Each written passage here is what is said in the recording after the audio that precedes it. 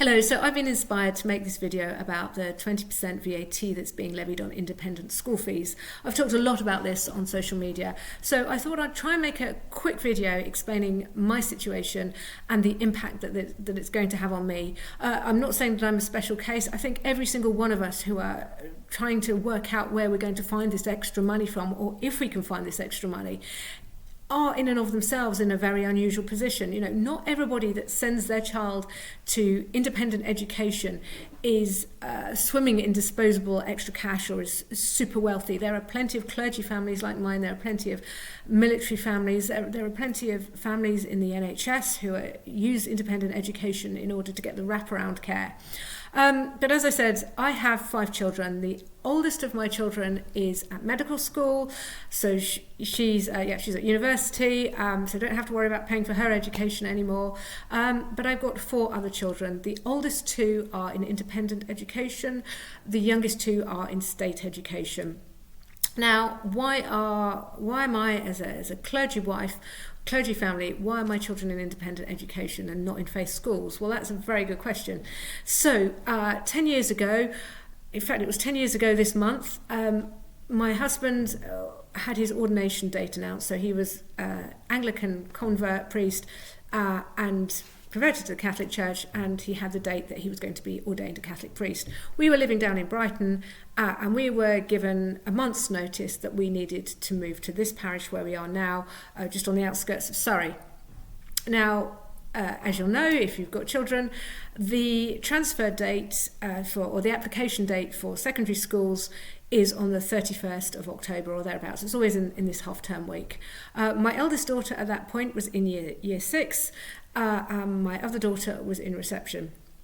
So we suddenly had to find a secondary school and a year 6 place and a reception place, and it was an absolute nightmare. There was not a single primary school within a 25-mile radius, be it faith school, be it a secular school, that had either a year 6 or a reception place, let alone both. So I was faced with having to drive 2 children to different ends of the county in order, to get them both into school. At that point, I was also 6 months pregnant and beginning to get quite tired, and I had 2 other little ones. One was age 3 and one was age 2. So they were coming up for primary school places as well. So for us, we wanted, if possible, to try and get our children into the same school. So we looked at a local independent Catholic school. My child, who'd been in year 6, had been in the independent system already because she's not my husband's biological daughter, and he was her biological father was very happy to keep paying. It was his decision to put her in independent education. He was very happy to keep paying those fees. So we found an independent Catholic school that she could complete her year 6 in, and because we'd missed the deadlines and her father wasn't very keen for her to be in state education, we found a local Catholic secondary school, independent Catholic secondary school, and we thought, great, she's sorted. When we were looking at the independent Catholic primary school, they very kindly offered places for my other children, and interestingly, such was a squeeze on places locally, not only in the state sector but also in the independent sector. They didn't even have a reception place for my daughter, but they said, do you know what, we'll put your 3 and your 4-year-old both into our nursery. They can be together, they've just moved house, it'll be a transition, and then they can both enter our main school in that September. So the child that was in reception would be able to have a September year 1 start, and the other would have had a reception start. And they offered us a really generous bursary. And then our younger child joined in due course. At some point during the line, I got a job. So our generous bursary that we had was rightly reduced because they recognised that I was earning money and I could contribute a lot more. So the plan was always, once you've got your children into a school, it's very difficult to transfer them out, particularly as we did. We had 3 in consecutive years. So it was always the plan that they would go to the local state secondary Catholic schools because obviously we were spending a lot of money and the local state secondary schools were pretty good.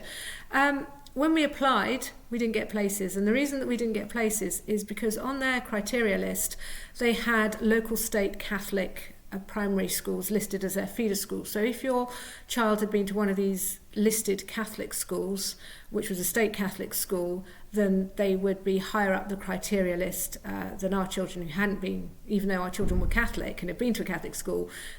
Because their school was not in their sort of feeder list, was not in their criteria, they came lower down. When the school's oversubscribed, they cut off their criteria at a certain level.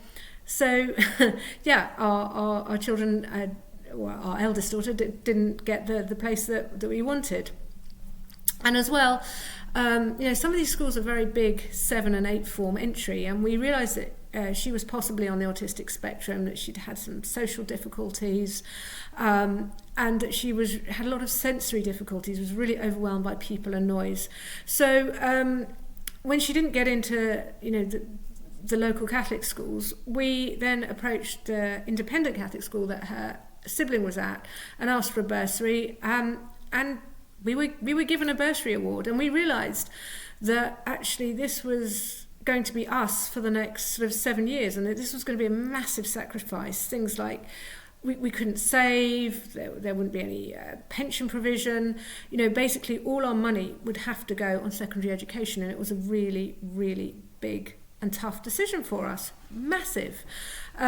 Because what happens when they offer you a bursary, you have to go through a third-party independent company, and you give them all your bank statements, everything.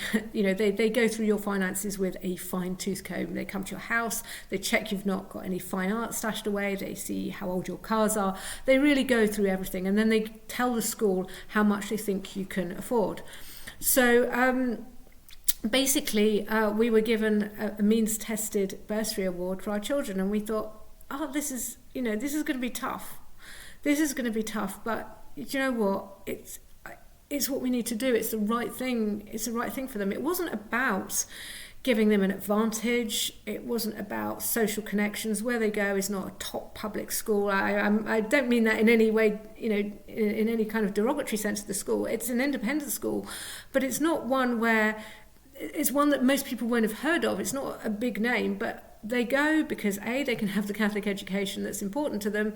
B, it's a much smaller school, much smaller class sizes, a lot of nurturing. So my daughter that has a lot of difficulties with sensory issues, with noise, with people in the dining hall, when it gets noisy in class, they're really, really sensitive to that, and they allow her not to participate in things like house assemblies if it's too noisy, and talent shows, and there's lots of whooping and screaming, and they're really, really pastoral and caring. Now, I'm sure a state school would be that pastoral and caring too, but the difference is you can't get rid of 200 other people in your year. You can't get rid of the volume of people, and our sense is that even had she got into the local Catholic school, she would have spent most of her time in the sort of special needs room. Not that she has any other sort of educational special needs, but just being so overwhelmed. And then it turns out our other daughter has just been diagnosed with mild dyslexia, which she's receiving some support for. So I've got these two children in year 9 and year 10. We've approached the local council and said, where are there any local places? And they've said no, no, and we advise you to stay put. Well, in fact, they have said there may be some places in a school as far afield as Richmond. I'm just outside Guildford. I'll leave you to do the research yourself. Guildford to Richmond is not doable via public transport. They'd be looking at, changing trains 2 or 3 times. I don't know if they need the tube or the bus after that. So actually then the local authority would be needing to pay taxis to get them there on time. So, in addition to the cost of the secondary school places, which they're not paying at the moment, they'd also have to pay transport costs. And it would be really, really tough on my kids, because being in year 9 and being in year 10, they're very close, they support each other and their needs inside and outside of school. They would be split up not only from their friends, but most importantly from each other. So they wouldn't be able, they'd be both going through this trauma of having to leave friends and start again, and this very long taxi journey, but they wouldn't even be sort of in it together, because we don't we don't know that there are schools that can take them both together. So they would be subject to a lot of upset and trauma if we can't afford to pay the VAT. And I have to say that, this is going to cost thousands. This is putting thousands on our bill when we are already paying as much as we can afford. And people are saying, oh, well, it serves you right. You just wanted an advantage. Oh, and so what? It's only a small percentage of children. But to us, it's our children. It's our children that's going to suffer. So of course it matters. And of course our children will be affected. Of course their mental health will be affected. Their GCSE grades, which will then affect what they can do for sixth form, which then, affects their future. So, this is a massive, massive burden that's being put on children like mine. In addition to which, my two younger children are both in the state sector. Both have very complex ASD. My eldest daughter is about to start school for the first time in 2.5 years. She has got into a specialist school for children with ASD, which is a 50-mile journey away. And my son is in the local state primary, really struggling, and we are in appeal process for him to be issued an EHCP. So first of all, the local authority wouldn't assess him.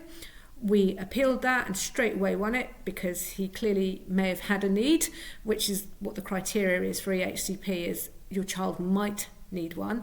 And then having won the appeal, it was very late, because there's such a backlog, things are taking a lot longer. So once you win an appeal, they're supposed to be assessed within a certain date. He wasn't assessed within that certain date because they didn't have enough educational psychologists.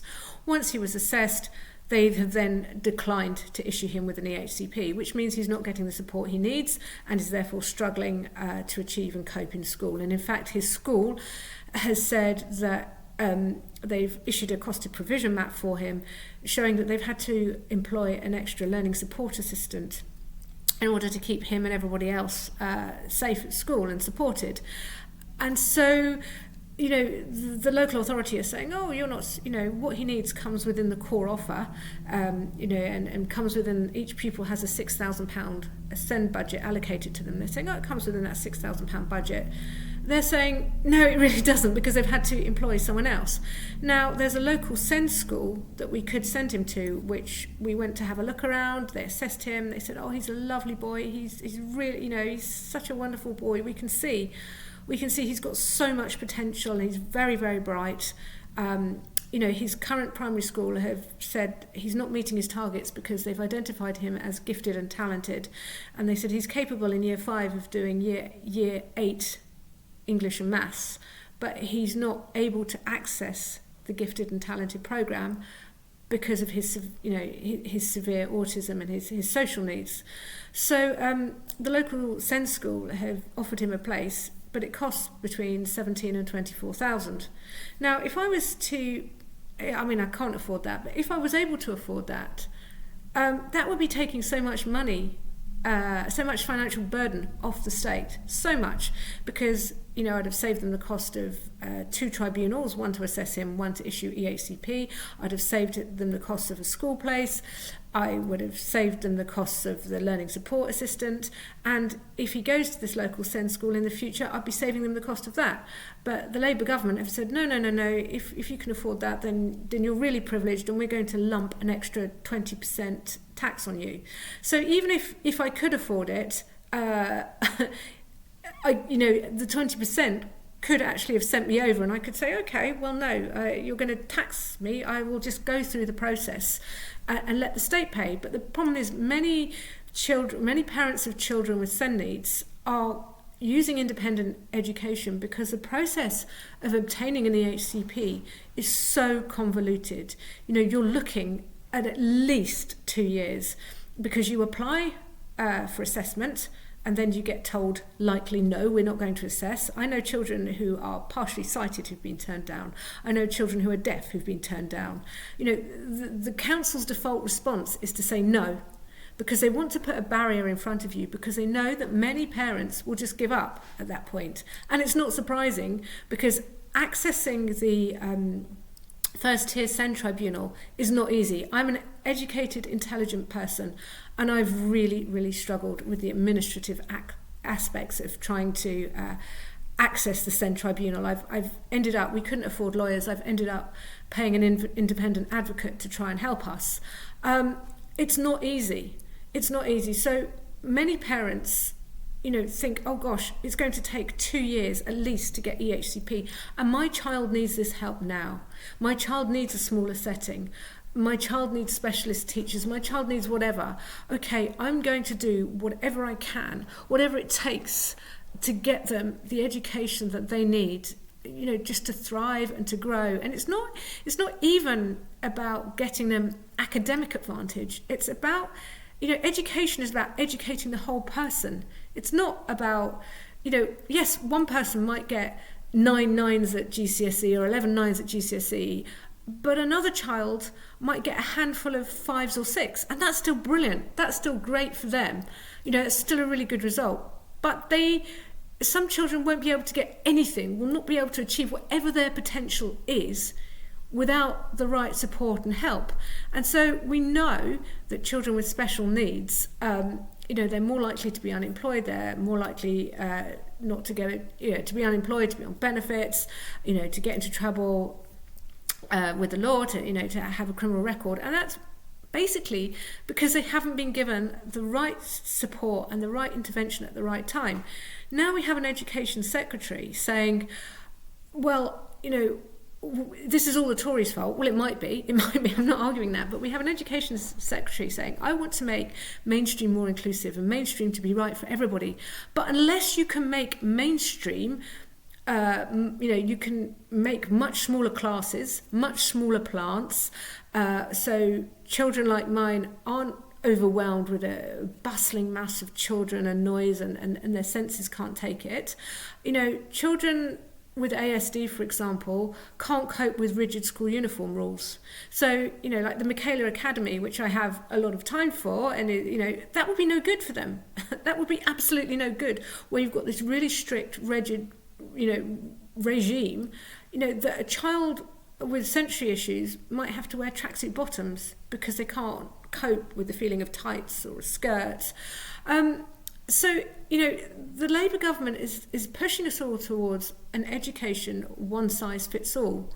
But certainly if you've got special needs, education it's not one size fits all. And where you've got families like mine who are literally spending every single penny we earn on school fees, pretty much. And then you've got people saying, well, you're privileged. Who cares? Tiny violins, Caroline, tiny violins.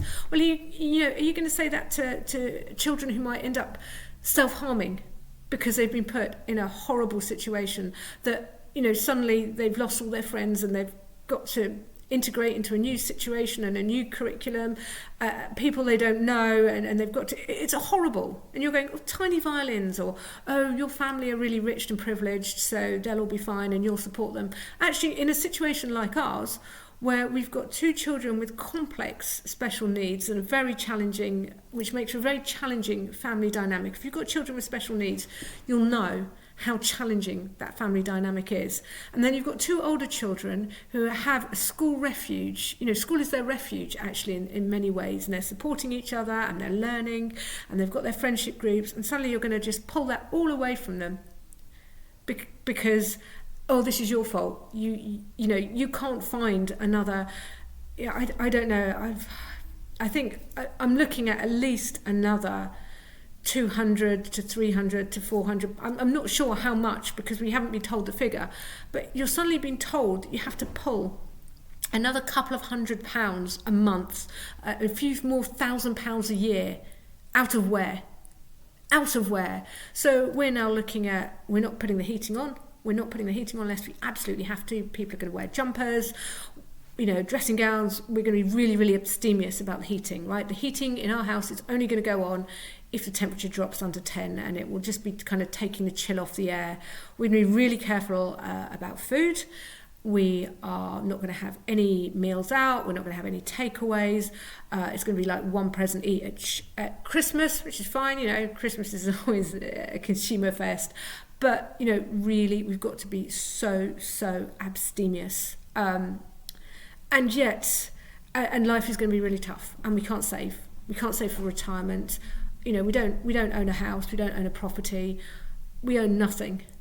And yet, families like ours, Rachel Reeves, are saying, you deserve it, it's your fault, you can afford it. I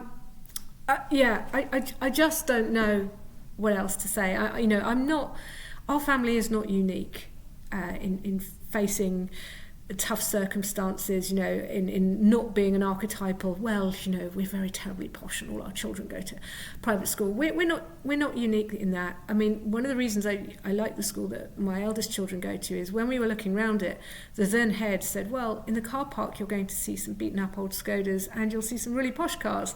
And there's this real mix. And I know at New Parents' Evenings, people have approached me because I'm a long-time parent, because my eldest started there 10 years ago, and I've said, the really nice thing about this school is that most people aren't going on the school trips, right? Most people aren't going on the school trips because they can't afford it.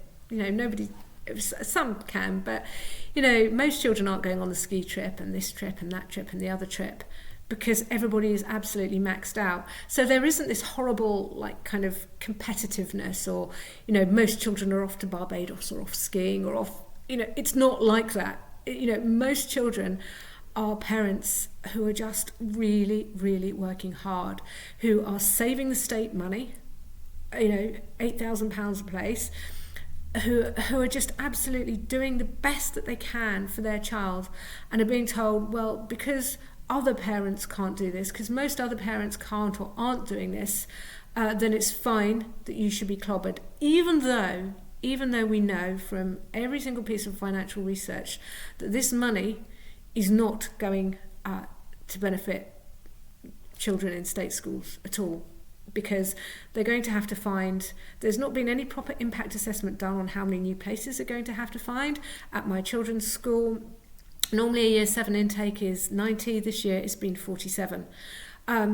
There's been no impact on how many new places they're going to have to find. There's been no assessment on SEN children and the SEN needs. The state SEN system is in crisis. There's been no assessment on how that's going to be impacted, how much more money that's going to find. And also for those people who are saying, okay, well, you've known about this and you should have, prepared. When we took the decision to use independent education, when we were forced out of state education, I mean, it's outrageous, isn't it? Children of a Catholic priest can't get into a local Catholic school. I mean, I know it caused quite a lot of outrage locally when we couldn't get into the local primary schools, and there were various interventions, and rightly so. Being a child of a Catholic priest didn't put you any further up on the criteria list. But it is absolutely outrageous that, Catholic family, we're having to pay for Catholic education. Sorry, I've completely lost my train of thought. But when we were making this decision, in 2021, 2022, no one knew who was going to be in government in 2024 or what their manifesto was going to be. We were just trying to make the right decision for our child at that time. And then once our children were in the school, then if you're going to withdraw them, you have to give a term's notice. So when this cruel policy was announced in the summer, we had it was a summer holidays, so you have to give a term's notice. So, they had to be in, certainly for this Christmas term anyway, they had to be, because otherwise we would have lost, our deposit, which is expensive. We'd have lost thousands of pounds there. So then we were, trying to find out if there was a place for January. All the schools were on holiday, all of them, because it's summer holidays. All the council people, they're on holiday too. So we were trying to find out what schools were available. And then obviously as a parent, you want to go and see that school. Well, we were told you won't know what schools are available until you actually put in that in-year transfer. We can kind of give you an idea, but until you actually put in that in-year transfer, you can't know. So we're with less than a term's notice, we're being told, okay, you've got to find another place for your children. And it's not, when you're trying to make a decision for your children, like 3-4 years ago, you're not thinking about, what if this political party gets in a few years' time and they decide to do that? Actually, as most families do, we're trying to cross each bridge as it comes. We're trying to do what seems the right thing in the moment. So Rachel Reeves, I know you don't care. You don't care about families like mine. You don't care that we are going to have to make some massive sacrifices.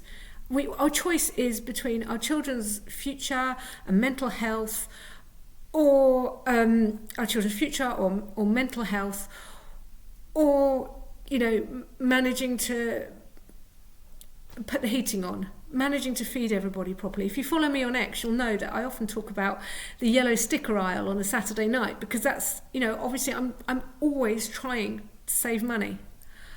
This policy is wicked, it's iniquitous, and please don't start trying to tell me that you care about working families or giving me flannel about other, you know, I care about everybody's children. Everyone has the right to decent education, of course they do, but you're not actually raising more money by doing this. You're not raising more money, you're not making education better for everybody. You're making education worse for everybody, because you think that equality means everybody, identicality, everybody must have exactly the same type of education, regardless of whether or not it's right for them and their needs. And I would like you to come and look me in the eye and say, Caroline, you know, you really deserve to be paying an extra couple of £100 a month, you know, at least. Your family has to suffer, you deserve it, you had a choice, you just made the wrong one. How dare you? Because basically that's what's happening to families like mine. Sorry, I've ranted enough. I don't even know if I'll publish this, but yeah, that's my story. That's why we're in independent education. And I'm just praying that the challenge works, because actually a family like mine, you never know, might be okay. We might have to go to the bursar with our begging bowl and say, please, can you help us? But actually, how many schools are going to be in a position to help? And that's my final point. You know, 4 or 5 years ago, the Labour government have talked about the fact that fees have gone up X% over the last 10 years, but many families like mine have not been in independent education that length of time and have not had those types of fee raises. You know, and where fees have gone up, it's been because of staff pensions, staff costs. You know, it's not all about AstroTurfs and, you know, the posh facilities. It's about keeping their own staff, keeping the teachers in the independent sector. I just think this is such a foolish policy. You're making families suffer. You're going to make schools close down. You are widening the gap between very rich and poor, because the very rich will still continue to be able to afford it. It will just be families like the middle that will be squeezed out, and then independent schools will shut because they'll have to, and then you're going to have to fund millions of pounds in school places. You know, make state education better, sure, but don't do it by abolishing independent education. And I think this is my final point. Ever since education was founded, well, since time immemorial, parents have been educating their children. And yes, 600 years ago, and you know, people had cheap, you know, the poor weren't educated and the rich had private tutors. And then we had charities and church schools, and we've always had education, and education has always been seen as a public good. The Education Acts, you know, 1944, this was about expanding education to everybody, so that everybody, well, in fact, there was an earlier Education Act in 1944, but this is about ensuring that everybody has education. Everybody has access to education, filling in the gaps. It's not about forcing everybody to go through exactly the same type of education, because at the end of the day, education is about efficiency. It's how can we educate the most amount of people in the most efficient way possible. And it will work. State education works really, really well for about 70% of people, right? But that's an awful large percentage. You know, 30% of people, I would say it's not right for, you know, certainly children with special needs, you know. And so what are you saying? Okay, education must be a one size fits all. Anyway, I've ranted enough. I'm really sorry, but yeah, That's my point of view on VAT on education. Thank you for listening.